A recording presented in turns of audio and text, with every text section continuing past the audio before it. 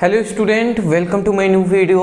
आज का ये वीडियो क्लास 11th की स्टूडेंटों के लिए बहुत ही ज़्यादा इंपॉर्टेंट है, क्योंकि आज के इस वीडियो में हम पढ़ने वाले हैं क्लास 11th केमिस्ट्री का छठा चैप्टर जो है ऊष्मागतिकीय। तो ऊष्मागतिकीय प्रक्रम का मतलब ऊष्मागतिकीय जो चैप्टर है ये दूसरा लेक्चर है। और आज के इस वीडियो में हम बहुत ही इंपॉर्टेंट टॉपिक पर डिस्कस करेंगे जो है ऊष्मागतिकीय प्रक्रम। तो ऊष्मागतिकीय प्रक्रम क्या होता है, मतलब इसके ऊष्मागतिकीय प्रक्रम के बहुत सारे प्रकार होते हैं, उस पर डिस्कस करेंगे हम।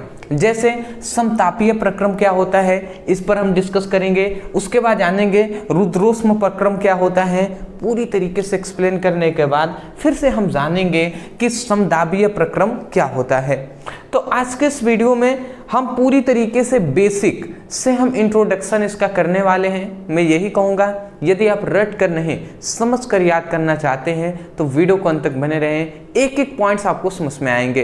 तो चलिए जी, सबसे पहले ऊष्मागतिकीय प्रक्रम हम जान लेते हैं। अगर मैं बात करूं अगर हम बात करें ऊष्मागतिकीय प्रक्रम की, तो मैं आपको बता दूं कि जो ऊष्मागतिकीय प्रक्रम होते हैं इसके निम्न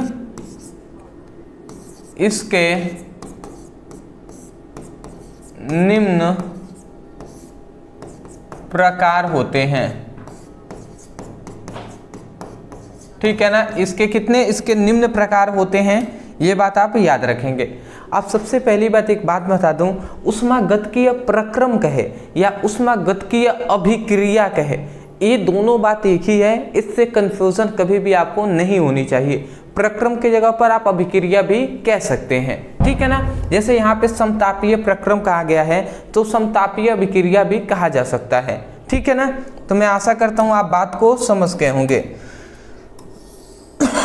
तो सबसे पहले आता है कि समतापीय प्रक्रम क्या होता है। देखिए यहाँ पे कहा गया समतापीय प्रक्रम मतलब ऐसा कोई भी निकाय जिसमें जो ताप होता है वो स्थिर होगा, उसे हम क्या कहेंगे, उसे हम समतापीय प्रक्रम कहेंगे। समझ में आ गया। हमने क्या कहा कि हमने ये कहा कि ऐसा कोई भी निकाय जिसका जो ताप होता है वो क्या होता है, वो स्थिर होता है। क्या होता है, स्थिर होता है, तो उसे हम समतापीय प्रक्रम कहेंगे। जैसे वहां पे लिख दिया गया है, इस प्रक्रम में निकाय का ताप स्थिर रहता है। अब जहां तक बात आती है कि सर निकाय क्या होता है, ये तो हमें पता ही नहीं है, तो मैं आपको सिंपल सी दो बातें कहूँगा। सबसे पहली बात, निकाय को हम अंग्रेजी में सिस्टम कहते हैं।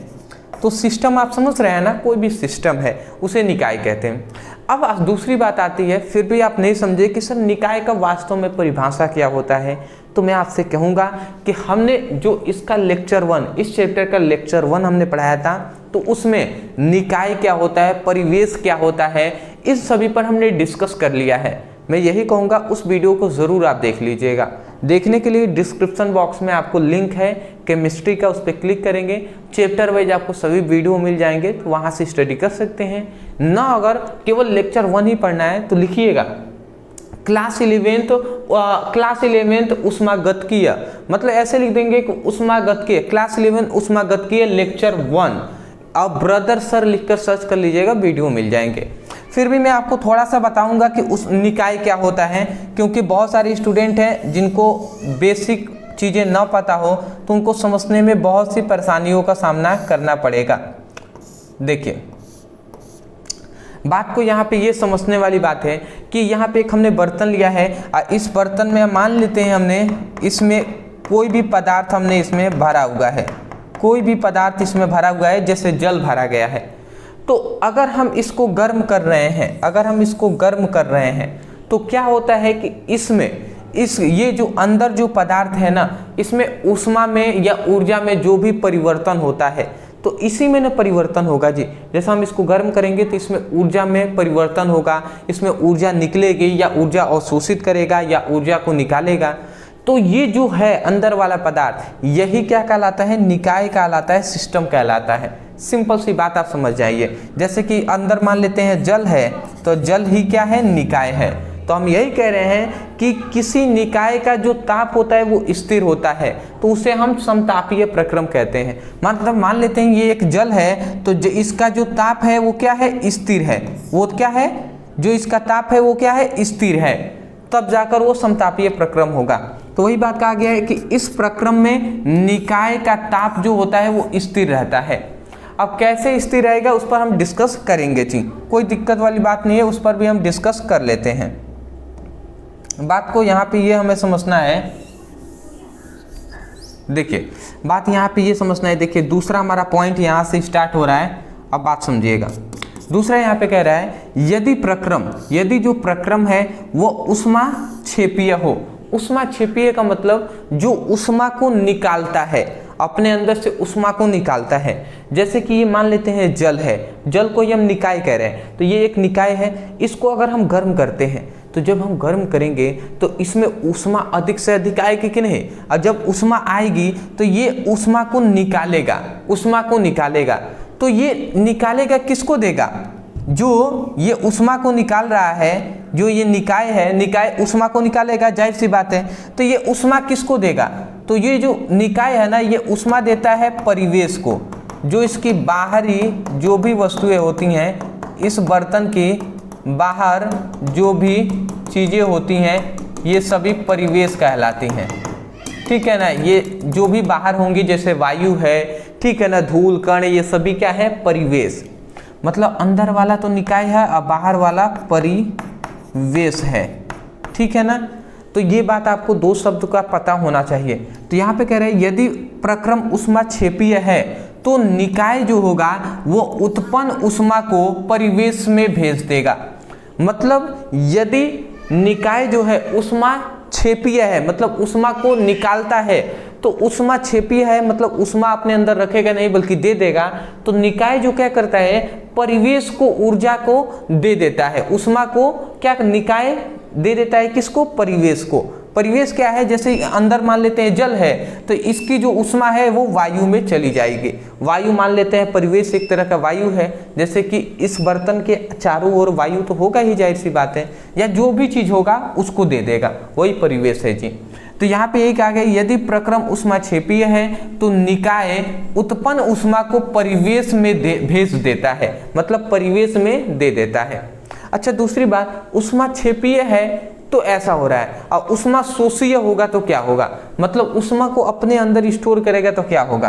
तो यहाँ पे फिर से हमने लिखा है यदि प्रक्रम उष्मा शोषीय हो। उष्मा शोषीय मतलब जो अपने अंदर उष्मा को स्टोर करता है। तो यदि प्रक्रम उष्मा शोषीय हो तो निकाय जो होता है, निकाय, ठीक है ना, आवश्यक उष्मा को परिवेश से ग्रहण कर लेता है। मतलब यदि इसके पास, निकाय के पास उष्मा ज़्यादा होगी तो ये परिवेश को दे देगा, और यदि इसके पास उष्मा में कमी आएगी तो ये जो निकाय है ये परिवेश से उष्मा को ले लेता है, ठीक है ना, यही बात है। अगला कह रहा है अतः समतापीय प्रक्रम के लिए जो dt होता है वो 0 होता है। मतलब dt का मतलब क्या है कि जो ऊर्जा, जो ताप में जो परिवर्तन है वो 0 होता है, मतलब ताप स्थिर रहता है। तो यही बात है, सबसे पहली बात समतापीय प्रक्रम, आपको इतनी बातें एक्सप्लेन करना होगा। अच्छा 2-3 बातें हैं, मैं थोड़ा सा डिस्कस करना चाहूँगा। देखिए बातें आपको ये जाननी है कि ये टॉपिक बहुत सारे स्टूडेंट ऐसे हो सकते हैं जिनको एक बार में समझ में ना आया है, तो मैं उनसे ये कहूँगा कि देखिए समझ में ना आने का कारण मेन यही है कि आपको पीछे की टॉपिक ना क्लियर है, जैसे कि परिवेश क्या होता है, ठीक है ना, निकाय क्या होता है, ये सब आपको पता होती तो जल्दी आपको समझ में आ जाता। फिर भी मैं प्रयास किया हूँ कि आपको समझ में आ जाए। अगर मतलब मैं कह सकता हूँ कि 70-80% समझ में आ रहा है ना, तो आप समझिए बहुत अच्छे तरीके से समझ लिए हैं, ठीक है। पीछे का अगर कंसेप्ट आपके क्लियर रहेंगे तो और भी आपको 100% समझ में आ जाता। बट क्या है ना कि ये ऐसा ही चैप्टर ही है जिसमें अगर पीछे का एक टॉपिक हमको ना पता हो तो आगे की टॉपिक समझने में दिक्कत आती है। बट फिर भी मैंने प्रयास किया है, स्क्रीनशॉट ले लीजिए, आगे बढ़ेंगे जी। चलिए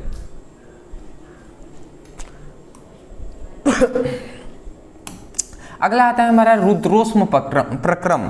तो रुद्रोष्म प्रक्रम क्या होता है? तो देखिए ऐसा मतलब ऐसा प्रक्रम जिसमें जो निकाय होता है तो निकाय का जो ताप होगा वो स्थिर नहीं होगा, ठीक है ना, उसे हम रुद्रोष्म प्रक्रम कहते हैं। ठीक है, मतलब जो निकाय का ताप होगा वो स्थिर नहीं होगा। इससे पहले वाले में स्थिर था, अब रुद्रोष्म प्रक्रम में स्थिर नहीं होगा। तो वही बात हमने यहाँ पे लिखा है कि इस प्रक्रम में निकाय का ताप स्थिर नहीं रहता है, ठीक है ना, तो उसे हम क्या कहेंगे? रुद्रोष्म प्रक्रम कहेंगे जी। अब इसमें कुछ पॉइंट्स है जो आपको बिल्कुल 100% इसको मिस नहीं करना है, लिखना होता है, समझिएगा कैसे। मतलब इसमें निकाय का ताप स्थिर नहीं रहता है। जैसे मान लेते हैं ये एक बर्तन है, ठीक है जी, ये एक बर्तन है, मैं आपको समझाने के तौर पे मैं आपको बता दे रहा हूँ। ये एक बर्तन है, यहाँ पे एक पिस्टन हमने लगा दिया। इसमें क्या है? इसमें निकाय है। निकाय कोई भी हो सकता है, जल है या शराब है या कुछ भी इसमें भर दिए हैं आपने, वो निकाय हो गया। अब इसके बाहर ये सब क्या है? ये है परिवेश, जैसे वायु हो गया, धूल हो गए, कण हो गए, ठीक है ना। इसके बाहर, इस बर्तन के बाहर जो चीज़ें हैं ये सभी परिवेश कहलाएंगे जी। बात आपको समझ में आ गया है?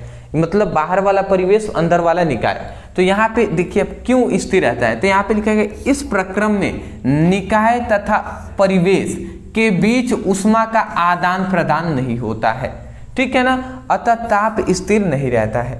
मतलब इसमें ये कहा गया कि मान लेते हैं इसको अगर हमने गर्म किया, मान लेते हैं जल है, जल ही को तो निकाय कहेंगे ना, तो निकाय को अगर हम ऊष्मा देते हैं, इसको गर्म करते हैं, तो भाई जब गर्म करेंगे, जब ताप इसको देंगे तो इसमें ऊष्मा की वृद्धि होगी कि नहीं? तो जब वृद्धि होगी तो ये क्या करता है, ये जो निकाय है ना, ये जो निकाय है ये परिवेश को, ये जो परिवेश है, ठीक है, जो निकाय है वो परिवेश को ऊष्मा नहीं देता है। मतलब निकाय और परिवेश के बीच ऊष्मा का आदान प्रदान नहीं होता है। तो मान लेते हैं पहले तो इसकी ऊष्मा मान लेते हैं 50 होगी, मान लेते हैं इसकी ऊष्मा पहले तो 50 थी, अब हम ऊष्मा दे रहे हैं, ताप बढ़ा रहे हैं, तो इसमें ऊष्मा में वृद्धि होगी। तो वृद्धि होगा तो ये परिवेश को नहीं देगा, तो जितनी वृद्धि होगी तो इसका मतलब क्या है कि ऊष्मा, मतलब इसमें वृद्धि होने का मतलब क्या है कि ताप में वृद्धि हो रहा है, मतलब ताप स्थिर नहीं है। पहले मान लेते हैं इस निकाय का ताप था 50 डिग्री सेल्सियस, अब मान लेते हैं 70 डिग्री सेल्सियस हो गया। क्यों ऐसा हो गया? क्योंकि निकाय ने परिवेश को ऊष्मा नहीं दिया, ऊर्जा नहीं दिया या ताप नहीं दिया। बात समझ रहे हैं ना? वही बात है। तो वही कह रहा है कि इस प्रक्रम में निकाय और परिवेश के बीच ऊष्मा का आदान प्रदान नहीं होता है, अतः ताप स्थिर नहीं रहता है, मतलब बदलता रहता है, 50 से 60 70 ऐसे हो जाएगा, ठीक है। दूसरी बात यहाँ पे कह रहा है कि ऊष्माक्षेपीय अभिक्रिया में ताप बढ़ता है। ऊष्माक्षेपीय अभिक्रिया मतलब जब देखिए यहाँ पे थोड़ी सी मिस्टेक हुआ है। देखिए यहाँ पे ये होने चाहिए कि ऊष्माक्षेपीय अभिक्रिया में जो ताप होता है,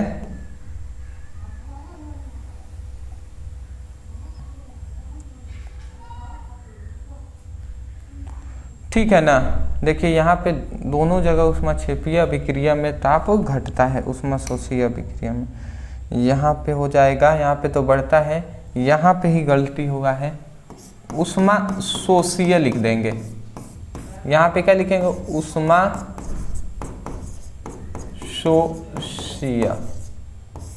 अब बात को समझिएगा, कहा यह जा रहा है कि ऊष्माक्षेपीय अभिक्रिया में क्या होता है? ताप बढ़ता है, ठीक है ना।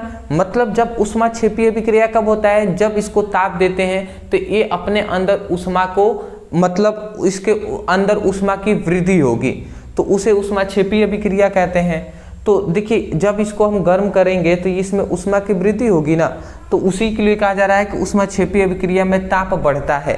और ऊष्माशोषीय अभिक्रिया में ताप क्या होता है? घटता है। क्यों घटता है जी? क्योंकि इसमें ऊर्जा की कमी पहले से ही रहती है। मतलब इसको ताप हम देंगे तो उसमें जो ऊष्मा है उसकी कमी रहेगी, तो ताप देते रहेंगे तब जाकर वो थोड़ी थोड़ी बढ़ेगी, ठीक है ना। तो मतलब ऊष्मा की क्या होती है? इसमें अभिक्रिया में घटती रहती है। अगला कह रहा है कि अतः रुद्रोष्म प्रक्रम के लिए जो DQ है वो 0 होता है। मतलब रुद्रोष्म प्रक्रम के लिए DQ क्या है? DQ है परिवेश और निकाय, निकाय और परिवेश के बीच ऊष्मा का जो आदान प्रदान है वो शून्य होता है। मतलब ऊष्मा का आदान प्रदान होता ही नहीं है। किनके बीच?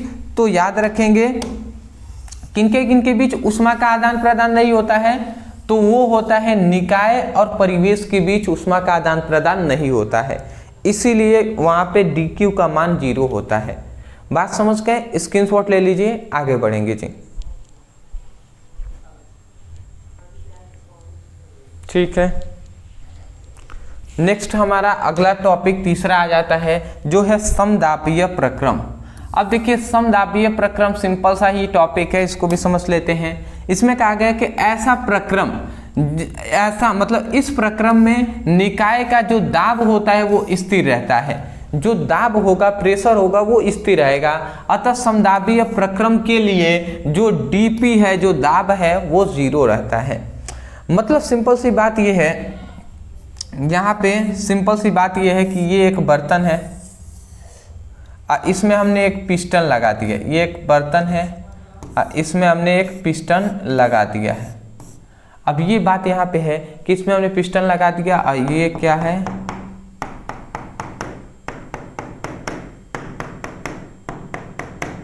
समझिएगा, इसमें अंदर क्या है? निकाय है।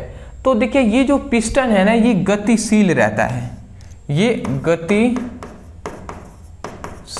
रहता है। अब गतिशील रहेगा तो जब इसमें देखिए कह रहे हैं ना, इस प्रक्रम में निकाय का दाब स्थिर रहता है। दाब स्थिर कब रहेगा? क्योंकि जब इस मतलब अगर ये इसमें हमने A पदार्थ को भरा है तो जब इसको हम गर्म करेंगे ना तो 2B मतलब 2B पदार्थों में बदल जाएगा। मतलब जब इसको हम गर्म करेंगे, अभिक्रिया कराएंगे निकाय की, तो वो A से 2B हो जाएगा, मतलब A का डबल हो जाता है। ठीक है ना?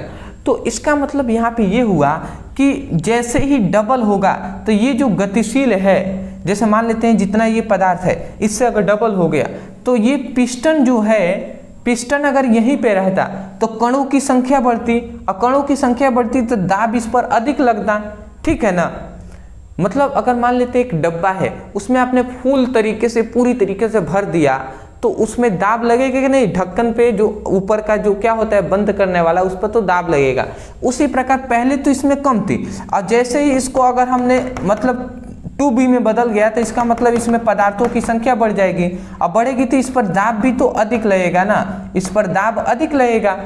परंतु ये जो पिस्टन है ये यहाँ पे स्थिर नहीं है, ये गतिशील है। मतलब गतिशील का मतलब जैसे ही संख्या बढ़ी तो ये ऊपर अपने आप चला जाएगा। गतिशील है तो ऊपर चला जाएगा, तो ऊपर चला जाएगा तो इस पर दाब का कोई भी प्रभाव नहीं पड़ेगा, ये ऊपर है। और जैसे ही मान लेते हैं कि इसमें जो पदार्थों की कमी हुआ, अचानक से मान लेते हैं ऊष्मा हमने दिया, पदार्थ में कमी आ गया, तो कमी आएगा तो ये अपने आप गतिशील है ना पिस्टन, तो अपने आप नीचे आ जाएगा। इसीलिए कहा जा रहा है कि इस पर दाब का कोई भी प्रभाव नहीं पड़ता है, दाब जो होता है वो स्थिर रहता है। और स्थिर क्यों रहता है? इसका कारण क्या है? केवल पिस्टन का गतिशील होना। यदि गतिशील होता तो स्थिर रहता है, गतिशील नहीं होगा तो स्थिर नहीं रहेगा। बात आप समझ गए? तो ये है हमारा टॉपिक जिसको हमने आज के इस वीडियो में एक्सप्लेन करने का प्रयास किया है। अदरवाइज मैं आशा करता हूँ कि आपको ये जो हमने 3 टॉपिक पढ़ाया है वो तीनों टॉपिक आपको समझ में आए होंगे। अगर ना समझ में थोड़ा सा अच्छे तरीके से ना आया है तो मैं यही कहूँगा, देखिए इसका मेन कारण ये हो सकता है कि आपके पीछे की जो क्लासेज हैं उसको आपने नहीं पढ़ा है या बेसिक आपको ना पता है। तो लेक्चर 1 आप ज़रूर देखिएगा, ठीक है ना? तो चलिए दोस्तों, आज के लिए इतना ही। मैं यही कहूँगा, वीडियो पसंद आया तो वीडियो को लाइक करके चैनल को सब्सक्राइब कर दीजिएगा। और सबसे खास बात, यदि कोई चैप्टर है या कोई टॉपिक है जो आपको नहीं समझ में आता, जैसे मान लेते हैं रुद्रोष्म प्रक्रम नहीं समझ में आ रहा है, हमसे पढ़ना है तो आप लिखिए रुद्रोष्म प्रक्रम ब्रदर सर, इस तरीके से लिखकर सर्च कर लीजिएगा, यूट्यूब पर वीडियो हमारा मिल जाएगा। तो इस तरीके से आप स्टडी कर सकते हैं। तो मिलते हैं एक नए टॉपिक के साथ एक नए वीडियो में। Thank you so much for watching this video. Thank you.